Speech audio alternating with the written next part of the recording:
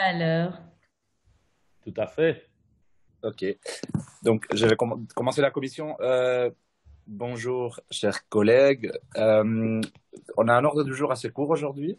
On a une question orale de Madame Chabert à Messieurs Gatz et Claire Failly, mais je pense que ça sera à Monsieur Claire Failly qui va répondre concernant l'octroi des suppléments sociaux d'allocation familiale pour parents en situation de règlement collectif de dette. Et je passe directement la parole à Madame Chabert pour qu'elle pose sa question.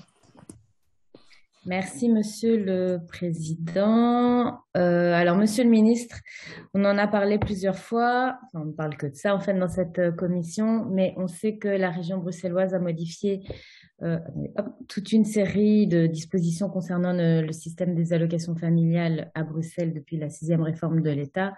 Et je rappelle quand même que l'objectif est de mieux coller à la réalité des familles bruxelloises. Et donc, une de ces réalités assez tristes est la pauvreté. Et donc, l'objectif affiché est vraiment de lutter de manière beaucoup plus efficace contre la précarité, la pauvreté infantile, qui touche quand même, on le sait, on le rappelle à chaque fois, 4 enfants sur 10 dans notre région. Donc, notre priorité à tous, je crois, est vraiment de sortir ces enfants de la misère en soutenant plus et mieux les parents qui sont en difficulté et singulièrement en ciblant mieux notre politique sociale et familiale et qui est plus en difficulté aujourd'hui qu'un parent qui est actuellement en règlement collectif de dette et et à qui toute une partie de ses revenus disponibles est prélevée chaque mois. Et c'est encore pire quand il s'agit de parents qui sont seuls avec leurs enfants, ce qui est souvent le cas, et ce sont des femmes essentiellement, on le sait. Or, cette réalité est bien là, elle touche beaucoup de familles, elle les maintient, les enferme dans la pauvreté, et rien n'est prévu dans le calcul des revenus pour ces parents-là. Autrement dit, on ne prend pas en compte leur situation réelle. Et ils, en fait, en l'occurrence, elles, puisque ce sont des femmes, essentiellement des femmes seules avec enfants, sont très nombreuses à ne pas percevoir des suppléments sociaux auxquels elles pourraient avoir droit dans un système plus juste, c'est-à-dire qui prendrait en compte leur situation réelle, les revenus réels disponibles pour elles chaque mois. Je rappelle alors rapidement les règles de calcul des revenus, puisque c'est là-dessus que se base l'octroi des suppléments sociaux. Alors, c'est dans l'article 9 du chapitre 3 de l'ordonnance du 25 avril 2019 sur notre système d'allocation familiale. Ils sont comptabilisés. Je ne vais pas expliquer les règles parce que, enfin, je l'ai écrit dans ma question, mais je ne vais pas les reprendre tout à l'oral, mais juste rapidement, on a les revenus professionnels imposables globalement, donc avec une règle de calcul. On a les revenus professionnels des travailleurs indépendants, bien sûr, les revenus de remplacement imposables, que ce soit les allocations de chômage, l'assurance maladie, les repos d'accouchement, l'interruption de carrière, etc. Et ne sont pas comptabilisés toute une série de ressources comme des allocations familiales, comme les pensions alimentaires, le revenu d'intégration, le pécule de vacances dans le cas d'un flexi-job, les chèques repas, etc., etc. La liste est assez longue. Je ne vais pas la citer ici. On peut se référer à ma question pour ceux que ça intéresse. Mais rien n'est prévu dans toute cette longue liste pour les personnes qui sont en règlement collectif de dette et qui ont des prélèvements directs d'appurement tous les mois.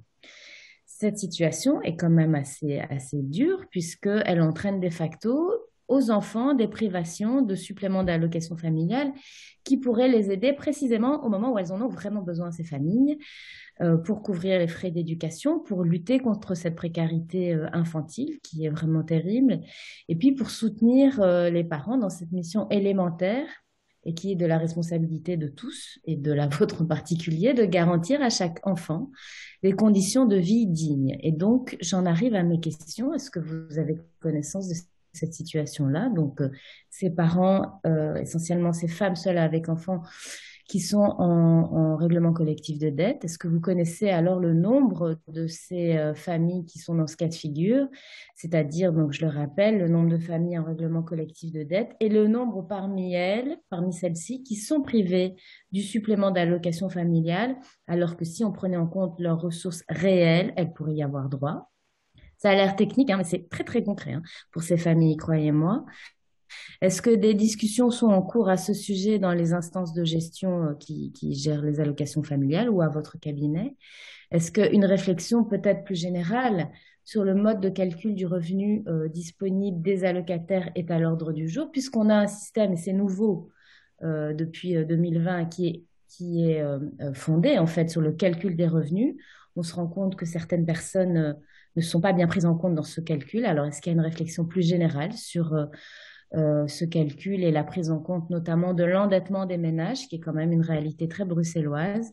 Et enfin, et dans l'attente d'une telle prise en compte, quelles sont les alternatives qui existent pour aider ces parents seuls avec enfants qui sont vraiment dans de grandes difficultés? Voilà, je vous remercie pour vos réponses.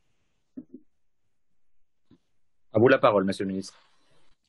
Merci, Monsieur le Président, et merci, Madame Chabert, de rendre active le travail de notre commission et de régulièrement revenir sur le rôle important des allocations familiales comme instrument de soutien à la parentalité et avec cette spécificité bruxelloise de souligner sans cesse que nous avons bien articulé notre mécanisme d'octroi d'allocations familiales sur des situations de précarité avec les modalités spécifiques votées à Bruxelles.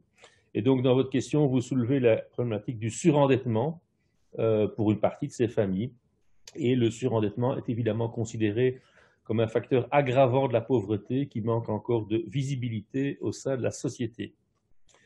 Pour ce qui concerne les allocations familiales, l'ordonnance du 25 avril 2019 réglant l'octroi de ces prestations prévoit la possibilité de majorer le montant de base d'un supplément social à condition que les revenus annuels bruts imposables du ménage ne dépassent pas certains plafonds.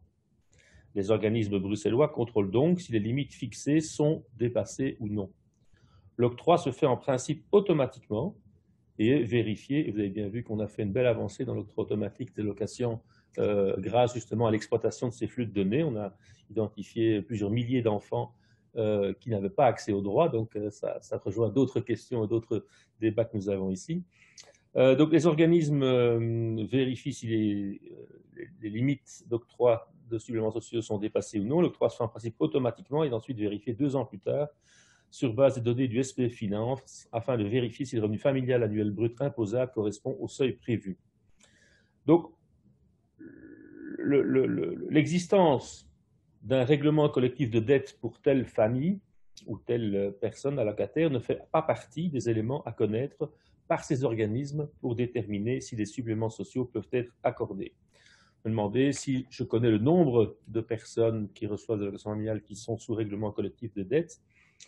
Les informations concernant le règlement collectif de dette se trouvent au sein d'un fichier central des avis qui n'est consultable que sous certaines conditions par des personnes habilitées et par les débiteurs eux-mêmes. Il en va de même pour la centrale des crédits aux particuliers tenue par la Banque nationale. Pour des questions évidemment de vie privée, ces fichiers ne sont pas consultables par quiconque sans autorisation. Selon les statistiques de la CCP, de la Centrale des crédits aux particuliers de la Banque nationale, il y avait 4 281 règlements collectifs de dette en cours à Bruxelles fin 2020, sur un total de 74 765 en Belgique. C'est donc une proportion relativement faible. On est moins des 10% de la taille de la population. Mais je n'ai aucune information sur un détail. Je ne sais pas le nombre de familles monoparentales ou je ne sais pas l'analyser par niveau de revenu, etc. Le nombre de familles en règlement collectif de dette n'est donc pas une donnée recensée par les organismes d'allocation familiale. C'est pourquoi le nombre de familles qui pourraient bénéficier de suppléments sociaux, si on faisait abstraction des revenus qui sont prélevés dans le cadre d'un règlement collectif de dette, n'est donc pas connu.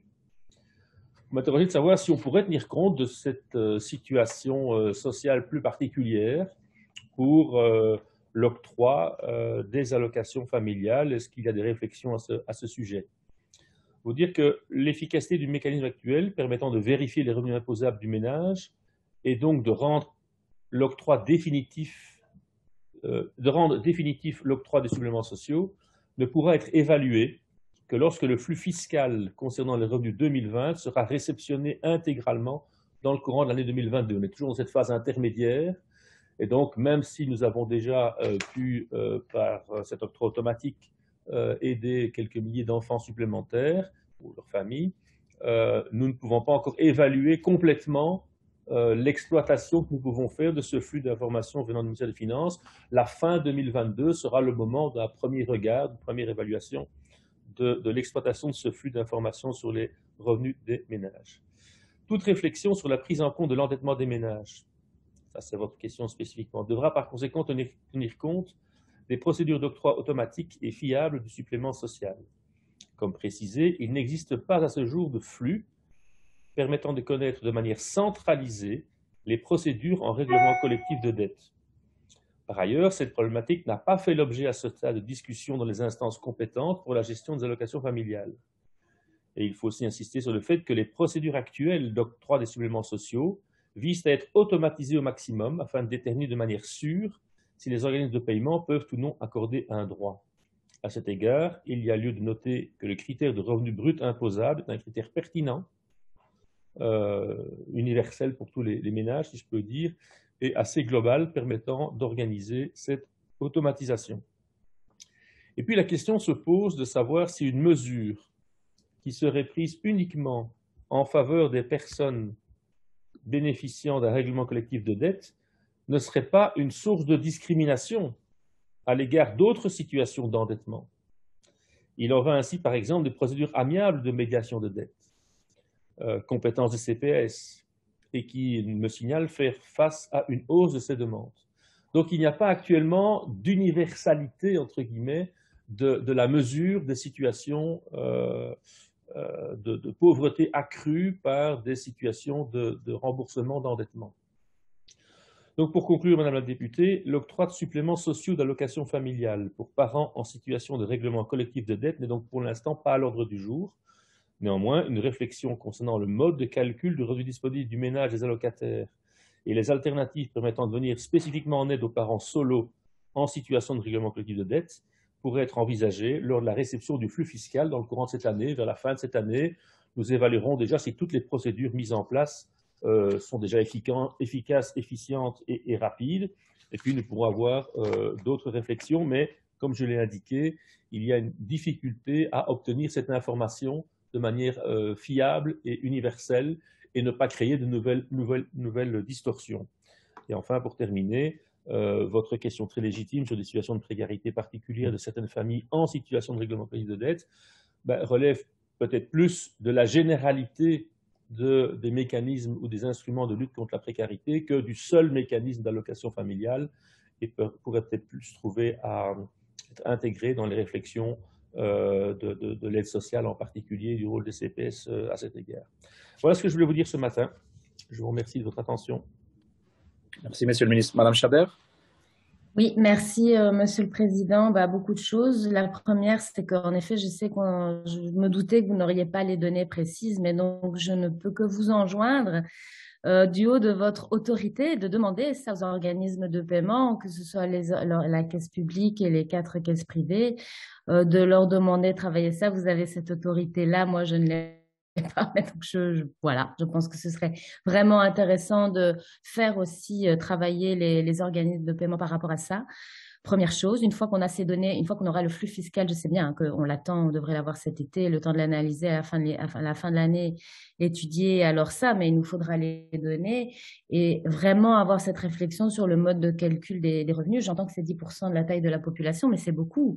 Et ces 10%, ce sont vraiment les familles les plus gravement en difficulté. Enfin, je suis en contact avec elles régulièrement. Ce sont des situations vraiment difficiles matériellement et en plus mentalement extrêmement difficiles à vivre puisque comme ce sont des femmes qui travaillent, elles sont considérées comme ayant un revenu, mais de fait n'ayant pas de pension alimentaire payée par l'autre parent, ayant des difficultés matérielles, etc., n'ont pas accès à ces suppléments d'allocation familiale alors qu'elles vivent parfois avec moins de 1 000 €, avec 900, 800 € et elles n'ont pas ces suppléments sociaux alors qu'elles devraient y avoir si on comptait leurs revenus réels.